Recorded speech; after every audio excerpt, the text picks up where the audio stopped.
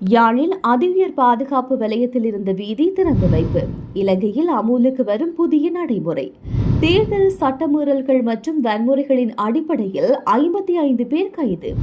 மாகாண சபை தேர்தலின் பின்னர் புதிய அரசியலமைப்பு. பிரதமர் வாக்குறுதி. அரகல போராட்டக்காரர்கள் மீது சுமத்தப்பட்டுள்ள பல்வேறு குற்றச்சாட்டுகள். சர்வதேச ஊடகம் ஒன்றில் திடீர் பேசுபொருளாகிய இலங்கை. வடக்கில் மூடப்பட உள்ள பல பாடசாலைகள். கல்வி அமைச்சு வெளியிட்ட தகவல்.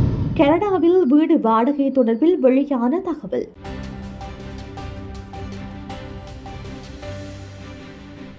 யாழ்ப்பாணத்தில் ராணுவத்தின் அதிஉயர் பாதுகாப்பு வலயத்தில் இருந்த வீதியானது இன்றைய தினம் திறந்து வைக்கப்பட்டுள்ளது. அச்சுவேலியில் இருந்து பருத்தித்துறை கடற்கரை நோக்கி செல்கின்ற வீதியே இவ்வாறு முழுமையாக இன்று காலை 6 மணியளவில் திறந்து வைக்கப்பட்டுள்ளது. இந்த நிலையில் பயணிகள், பேருந்துகள், பொதுமக்கள் என பலரும் மிக மகிழ்ச்சியாக இந்த வீதியினால் பயணிப்பதை அவதானிக்க முடிந்தது. அதிஉயர் பாதுகாப்பு வலயத்தின் அறிவித்தல்.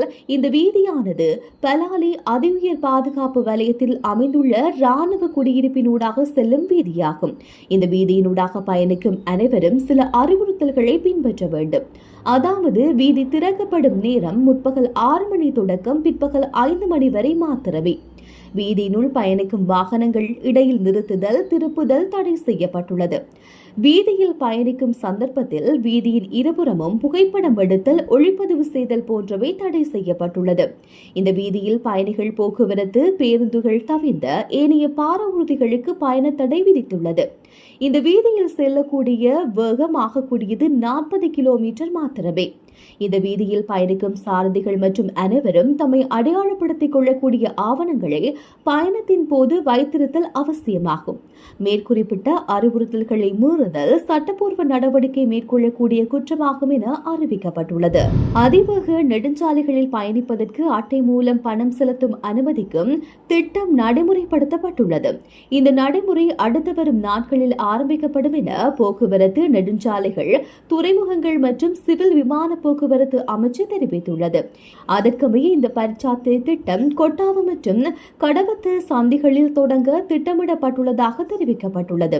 அத்துடன் அதிவேக நெடுஞ்சாலைகளில் பயணிப்பதற்கு டெபிட் மற்றும் கிரெடிட் அட்டைகள் மற்றும் QR குறியீடுகள் பயன்படுத்தி பணம் செலுத்த முடியும்.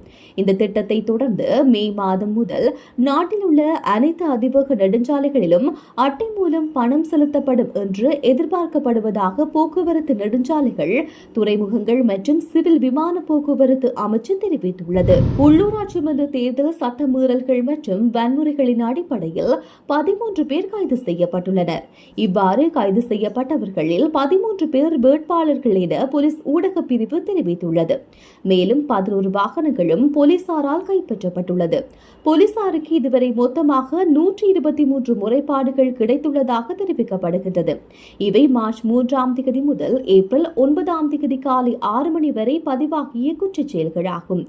இவ்வாறு செய்யப்பட்ட முறைப்பாடுகளில் 24 வன்முறை சம்பவங்களும் 99 தேர்தல் சட்ட மீறல்கள் சம்பந்தமாகும் என தெரிவிக்கப்படுகின்றது. தேர்தல் சூழ்நிலைகளை கருத்தில் கொண்டு அடுத்த கட்ட நடவடிக்கைகள் எடுக்கப்படும் என போலீசார் தெரிவித்துள்ளனர். நாட்டு மக்களின் அபிலாஷையும் மாகாண சபை தேர்தலையும் தொடர்ந்து புதிய யாப்பு உருவாக்கும் பணிகள் மேற்கொள்வோம் என்று பிரதமர் ஹரணி அமரசூரிய தெரிவித்துள்ளார். நாடாளுமன்றத்தில் நேற்று நடைபெற்ற அமர்வின் போது இலங்கை தமிழரசு கட்சியின் மட்டக்களப்பு மாவட்ட நாடாளுமன்ற உறுப்பினர் ராசபாணிக்கம் சாணக்கியன் முன்வைத்த கேள்விகளுக்கு பதிலளிக்கையிலேயே பிரதமர் மேற்கொண்டவாறு கூறியுள்ளார். காணாமல் ஆக்கப்பட்டோர் விவகாரத்தில் நீதியை பெற்றுக் கொடுக்கும் கடப்பாடு அரசுக்கு உண்டு. இருப்பினும் தனிப்பட்ட முறையில் விசாரணைகளை மேற்கொள்ள முடியாது. நிறுவன கட்டமைப்பின் ஊடாகவே விசாரணைகளை மேற்கொள்ள முடியும். கடந்த காலங்களில் உருவாக்கப்பட்ட கட்டமைப்புகள் தோல்வியடைந்துள்ள, அதனால்தான் நீதி பொறிமுறையில் தாமதம் ஏற்பட்டுள்ளது. ஆகவே இந்த விடயம் குறித்து விசேட கவனம் செலுத்தப்பட்டுள்ளது. மீண்டும் அசாதாரண சூழல் தோற்றம் பெறாத வகையில் நிறுவன கட்டமைப்புகள் பலப்படுத்தப்பட வேண்டும். இழப்பீட்டுக்கான அலுவலகம் மற்றும் காணாமல் போனோர் அலுவலகம் ஆகியன மீது பாதிக்கப்பட்ட மக்கள் நம்பிக்கை கொள்ளாமல் இருப்பதற்கு பிரதான காரணம் அந்த அலுவலகங்கள் பேரளவில் ஸ்தாபிக்கப்பட்டமையாகும்.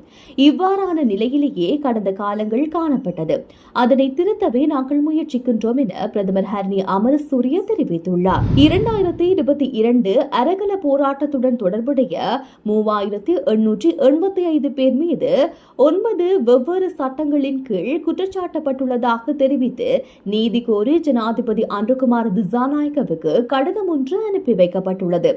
சிவில் சமூக பிரதிநிதிகள் மற்றும் வழக்கறிஞர்கள் கையெழுத்திட்ட குறித்த கடிதத்தில் போராட்டத்தின் போது 11 பேர் உயிரிழந்ததை எடுத்துக்காட்டுவதுடன் தேர்ந்தெடுக்கப்பட்ட சிலருக்கு மாத்திரமே இழப்பீடு வழங்கப்பட்டுள்ளதாக தெரிவிக்கப்படுகின்றது. அத்துடன் மீதமுள்ள குடும்பங்கள் தொடர்ந்து கடுமையான துன்பங்களை எதிர்கொள்வதுடன் போதுமான ஆதரவு கிடைக்கவில்லை என்று குறிப்பிடப்பட்டுள்ளது. போராட்டக்காரர்கள் தொடர்பாக 709 விசாரணைகள் மேற்கொள்ளப்பட்டதாகவும் இதன் விளைவாக ஆயிரக்கணக்கான தனிநபர்கள் கைது செய்யப்பட்டதாகவும் இக்கடிதத்தில் தெரிவிக்கப்பட்டுள்ளது. அவர்களுக்கு எதிரான சட்ட நடவடிக்கைகள் பரந்தளவிலான சட்டங்களை உள்ளடக்கியதுடன் எடுக்கப்பட்ட நடவடிக்கைகளின் விகிதாசார தன்மை மற்றும் நியாயத்தன்மை குறித்து கவலைகள் எழுப்பப்பட்டுள்ளது. இந்த நிலையில் பாதிக்கப்பட்ட அனைவருக்கும் நீதி கிடைப்பதை உறுதி செய்யுமாறு ஜனாதிபதியை கோரி இந்த கடிதம் அனுப்பி வைக்கப்பட்டுள்ளது. அத்துடன் பாதிக்கப்பட்டவர்கள் மற்றும் அவர்களது குடும்பத்தினரின் குறைகளை நிவர்த்தி செய்ய அரசாங்கம் நடவடிக்கை எடுக்க வேண்டும் என்றும் கோரப்பட்டுள்ளது. அமெரிக்க நிர்வாகம் விதித்துள்ள புதிய கட்டண திட்டம் குறித்து சர்வதேச ஊடகம் ஒன்று நடத்திய விவாதத்தில் எதிர்பாராத விதமாக இலங்கை முன்னிலைப்படுத்தப்பட்டுள்ளது.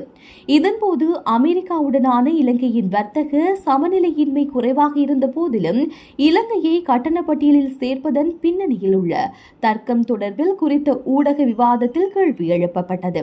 அது சரி செய்யப்பட வேண்டிய வர்த்தக ஏற்றத்தாழ்வு அல்ல என்று விவாதத்தின் போது குறிப்பிடப்பட்டுள்ளது. மேலும் இலங்கை, ஜோர்தான் மற்றும் சோமியா போன்ற நாடுகளை பட்டியலில் பார்த்ததில் ஆச்சரியத்தை ஏற்படுத்தியுள்ளது என்று அந்த ஊடகத்தின் தொகுப்பாளர் தெரிவித்துள்ளார்.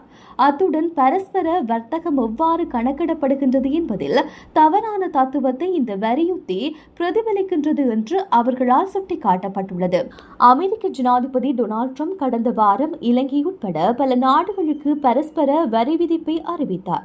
இதன்போது இலங்கைக்கு 44% வரி விதிப்பதாக அறிவிக்கப்பட்டது. இதைத் தொடர்ந்து இலங்கையின் பொருளாதார நலனை கருத்தில் கொண்டு அரசாங்கத்தால் அமெரிக்காவுடன் வரி விதிப்பு குறித்து பேச்சுவார்த்தை நடத்த திட்டமிடப்பட்டுள்ளதாக தெரிவிக்கப்படுகின்றது.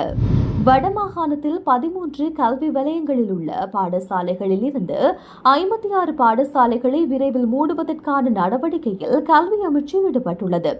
வடக்கு மாகாணத்தில் 50க்கும் குறைந்த மாணவர்கள் கல்வி கற்கும் 266 பாடசாலைகள் உள்ளன என்ற அதிர்ச்சி தகவலை வடக்கு மாகாண கல்வி அமைச்சின் புள்ளி விவரங்கள் தெரிவிக்கின்றன. நாடு முழுவதும் 50க்கு குறைவான மாணவர்களை கொண்டுள்ள பாடசாலைகளை 3 கிலோமீட்டருக்குள் வேறு பாடசாலைகள் இருப்பின் அவற்றை மூடுவதற்கு தற்போது அரசு திட்டமிட்டுள்ளது. இதற்கான கணக்கெடுப்பும் மேற்கொள்ளப்பட்டுள்ளது. வடக்கில் தற்போது 13 கல்வி வலயங்களில் உள்ள 981 பாடசாலைகள் இயங்குகின்றது. இந்த 981 பாடசாலைகளில் 2,29,000 மாணவர்கள் கல்வி கற்கின்றனர். இதில் மிக மோசமான நிலைமையாக 266 பாடசாலைகளில் 50க்கும் குறைவான மாணவர்களே கல்வி கற்கின்றமை வடக்கு மாகாண கல்வி அமைச்சால் உறுதி செய்யப்பட்டுள்ளது. 266 பாடசாலைகளில் 50க்கும் குறைவான மாணவர்கள் கல்வி கற்கும் போது 3 கிலோமீட்டர் தூரத்துக்குள் வேறு பாடசாலைகள் இல்லாத நிலை, கடல் கடந்த சூழல், விசேட தேவை என்பவற்றை கருத்தில் கொண்டு மூடப்பட வேண்டிய பாடசாலைகளுக்கான பட்டியல் தயாரிக்கப்பட்டுள்ளது. கனடாவில் வீடு வாடகைகள் தொடர்ந்தும் குறைவடைந்துள்ளதாக அந்த நாட்டு ஊடகம் செய்தி வெளியிட்டுள்ளது. கனேடிய வீட்டு வாடகை தொடர்பில் வெளியான புதிய அறிக்கையில் கடந்த மார்ச் மாதத்தில் கனடாவின் தேசிய சராசரி வீடுகளுக்கான வாடகை $2,119 காணப்பட்டது. இது கடந்த 6 மாதங்களாக தொடர்ந்தும் வருடாந்த குறைவை தொடர்ந்தும் பதிவு செய்வதாக குறிப்பிடப்பட்டுள்ளது. Rental.ck மற்றும் ஊபனேஷன் நிறுவனங்கள் வெளியிட்டுள்ள மாதாந்த தரவுகளில் கடந்த 2024ஆம் ஆண்டு மார்ச் மாதத்துடன் ஒப்பிடுகையில் இந்த வருடம் மார்ச் மாதத்தில் வீடுகளின் வாடகை 2.8% குறைந்துள்ளது.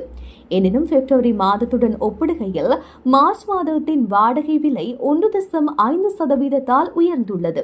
இது கடந்த செப்டம்பர் மாதத்துக்கு பிறகு முதல் முறையாக மாதாந்த அடிப்படையில் ஏற்பட்டுள்ள உயர்வாகும். முந்தைய மாதத்தை விட மார்ச்சில் வாடகைக்கு வீடுகளை பெற்றுக்கொள்வோரின் செயற்பாடு அதிகரித்துள்ளது.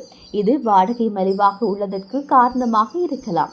இருப்பினும் அமெரிக்காவுடன் உள்வர்த்தக மோதலால் ஏற்படும் எதிர்மறையான பொருளாதார பாதிப்பு வேலை இழப்புக்கும் வரும் நாட்களில் வாடகை விலைக்கு மேலும் அழுத்தம் ஏற்படுத்தக்கூடும் என குறிப்பிடப்படுகின்றது. மேலும் கோவிட்-19 தொற்று தொடங்கிய 2020 மார்ச் மாதத்துடன் ஒப்பிடுகையில் சராசரி வாடகை இப்போது 17.8% அதிகரிப்பாக உள்ளதாக தெரிவிக்கப்பட்டுள்ளது.